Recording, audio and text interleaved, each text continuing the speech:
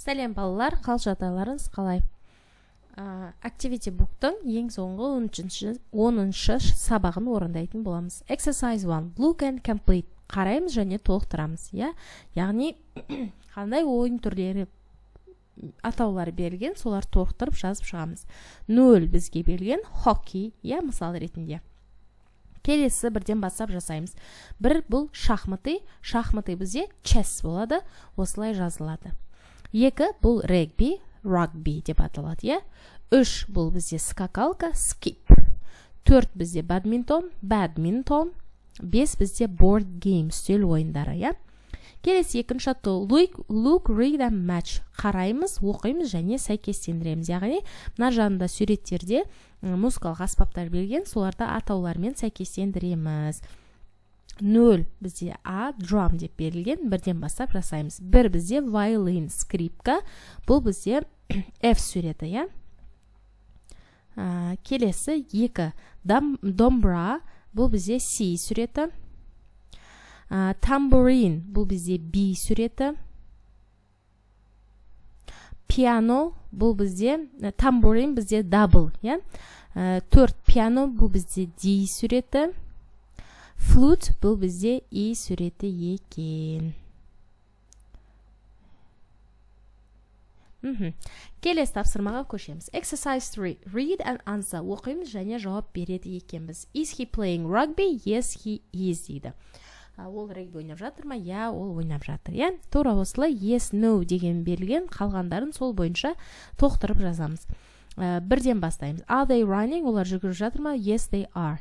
Is she playing chess? No, she isn't. Is he playing baseball? Yes, he is. Are they playing tag? No, they aren't. Is the cat sleeping? Yes, it is. Келесі 4-ші аттығы match сәйкестендіреміз, сұрақтармен жауаптарын сәйкестендіреміз. 0 берілген, what's your favorite sport? Бұл table tennis, A вариантын таңдайды екенбіз. Келесі, how many players are there? Онда қанша ойыншы бар? There are 5 players, яғни 1 D болады.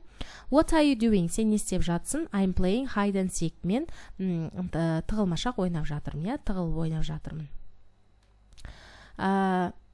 Келесі, are you ready for the sack race? Қапшықпен жарысқа дайынсың ба дейді. Yes, I am. F болады. 3. 4. Is де жет деген a string instrument. Жет деген бұл ішекті инструмент па? Бұл бізде yes, it is. C жауап болады. Және 5-сі, are they playing the drums? Олар барабан ойнап жатыр ма? No, they aren't. B жауабы жоқ, олай емес дейді. Келесі 5-ші аттау listening, тыңдалым. Listen and number, тыңдаймызда реттік санын жазамыз. 1-сі 0-сінде бізде футбол ойнап жатқан қыз туралы айтты. Келесі 2-ші аудиода бізде қыз классики ойнап жатыр деп айтты, сондықтан мұнда 2 жазамыз. 3-сіде бізде баскетбол ойнап жатыр деп айтты, сондықтан мұнда 3 жазамыз. Және ең соңғысында table tennis ойнап жатыр деді, сондықтан бұл жерге 4 санын жазады екенбіз. Және ең соңғы тапсырма 6-ші аттау look, read and complete. Оқимыз, қараймыз, мына суреттер бойынша толықтырамыз мәтінді. Hello everyone, сәлем барлықтарыңа. My name is Нұрлыбек and I can play sports really well. Менің есімім Нұрлыбек және мен спорт жақсы ойнай аламын.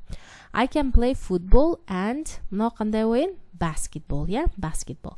I can play baseball too. Мен сондай-ақ бейсбол ойнай аламын. This is my bat. Мынау бізде bat дейді. Бита. My favorite sport is hockey. It's cool. Look at my stick. Таяқша. Хоккейдағы таяқшаны бұл stick дейміз. It's blue, my favorite color. Осымен 10-ші сабақтың барлық тапсырмасын орындадық. Бұл 3-ші модульдің ең соңғы сабағы болатын. Келесі сабақтарда 4-ші модуль сабақтары шығатын болады. Сау болыңыздар.